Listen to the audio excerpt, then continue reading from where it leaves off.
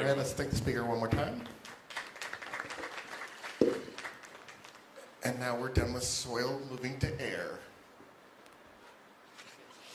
Hello everyone. So I'm Prasenjit from IIT Kharagpur again.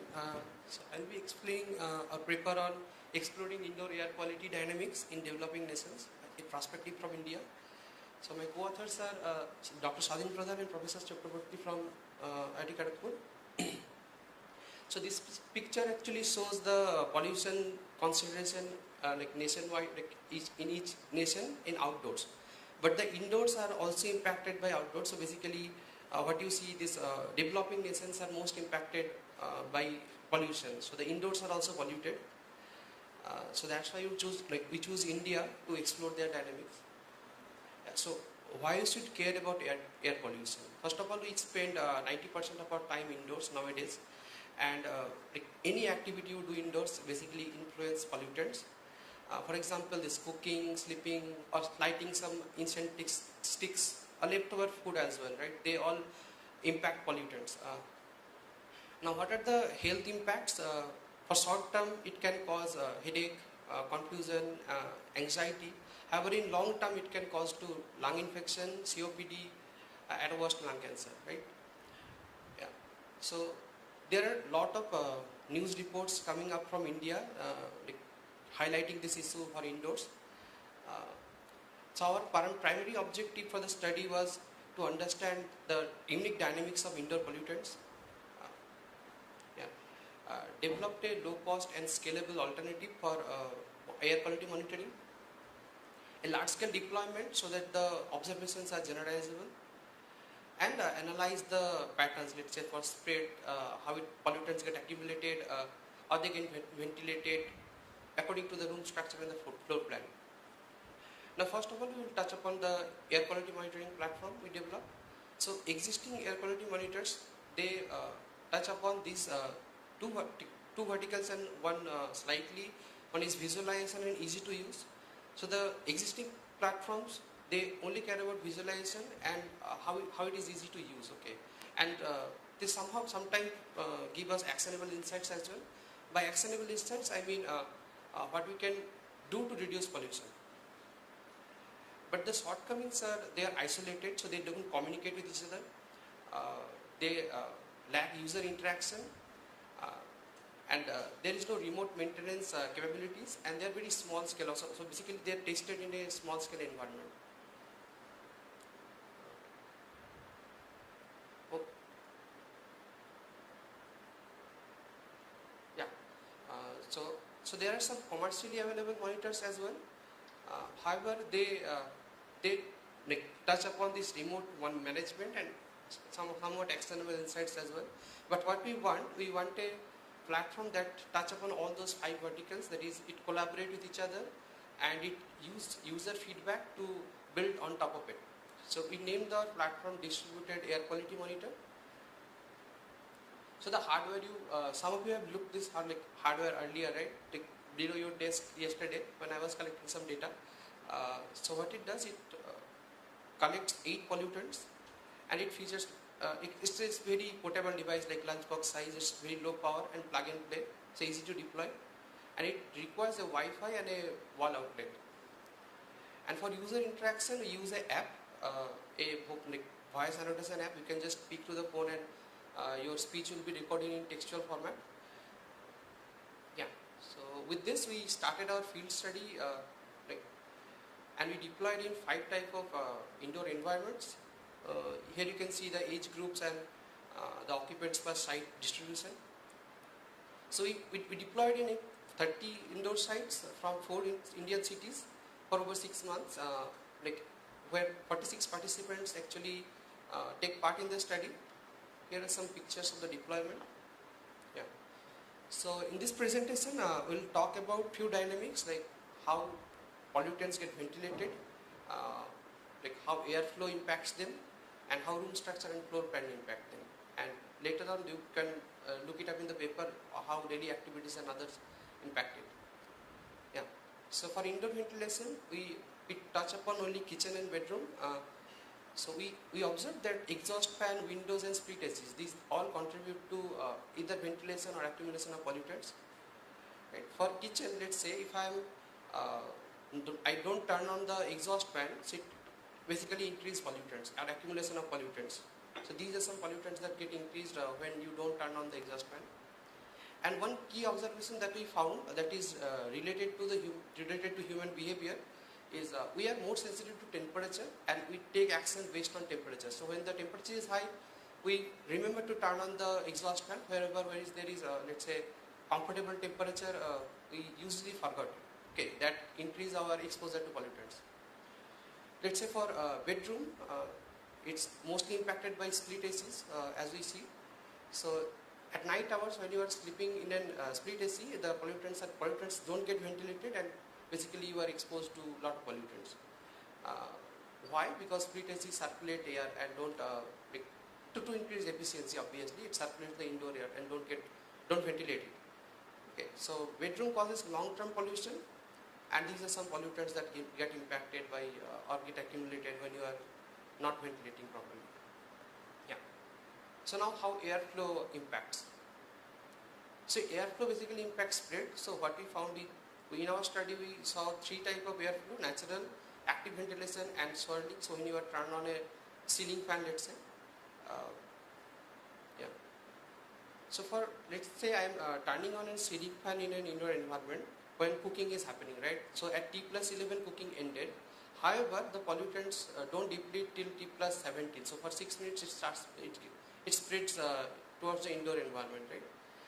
And after like T+48 minutes, it gets ventilated a while, but there are some of the rooms they're actually trapping pollutants. So they don't have enough ventilation, but they trap pollutants. Now finally the floor plan and room structure. So how they impact pollutants. So floor plan, we found three types of room structures. So when the kitchen is well ventilated, let's say the kitchen and hall are connected and the kitchen is isolated. So we'll touch upon this isolated kitchen a bit. So yeah, the cooking starts at T and ends at T+33 minutes. But we have seen that for isolated kitchen, the pollutants get trapped. Yeah, and it takes a lot of time to like naturally ventilate VOC, for example. VOC is a pollutant that is very aggressive in spreading. And finally, we have seen for after T+90 minutes, the pollutants get trapped in some parts of the indoor. Right? And for a room structure where kitchen and hall is connected, we have seen a rapid spread of pollutants. However, the pollutants get quickly depleted as well because of the open room structure. Yeah. Finally, you can see the paper and understand this how activities impact pollutants and more other observations as well. So the key takeaways are bedrooms are more polluted than kitchens because they are using split ACs and it doesn't get proper ventilated. Yeah, airflow directs the spread of pollutants. So and households with larger windows can be very effective in ventilating pollutants. Isolated rooms, they can trap pollutants and lead to long-term lingering of the pollutants. And VOC and ethanol, these two pollutants are very aggressive in spreading and hard to ventilate. So you should look up, you should take care of these things. Yeah. And occupants' behavior obviously influences pollutants. So what we do in indoors that impacts how pollutants gets generated and spread. Now we did a qualitative survey on the platform as well with our users. So yeah, these are some metrics we evaluated it on. So the overall score of this PSSQ study, we found 2.04, which is very usable. And for the annotation app, we have did a NASA TLX survey to understand how much load intensive it is. So we found the frustration level is very low. So it's ranged from 0 to 20. So 3.21 is very acceptable. Yeah, and for the user equipment studies, we have seen most of the people have agreed on the portable design of the platform. It improves their awareness of indoor pollutants, and they have also agreed on the usability and user friendliness of the system. So in conclusion, we developed this platform. We did a real world field study on 30 households.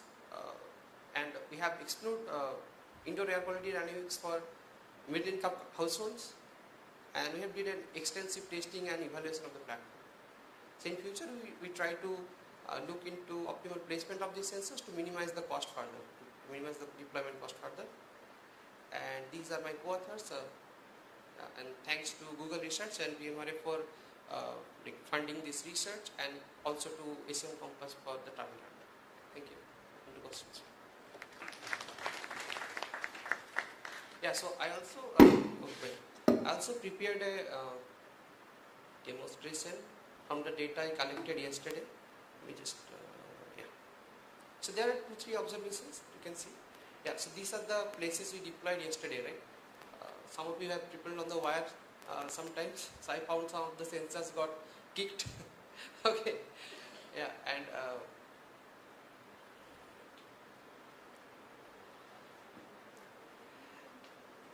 yeah, so during lunch, what we see, we saw an increase in VOC and carbon dioxide because of food and let's say gathering of people, and also the PM 2.5 increase, right? Because we're working in that area. And for the meetings, for the talks, we have seen the upper rows, right? The pollutants are more. Okay. Yeah. Are you guys moving now? Yeah. And All right. Yeah. What kind of... Yeah. Thank you so much for this informative talk. Do you guys have any questions? First of all, let's thank the speaker. thank you. And questions for the speaker.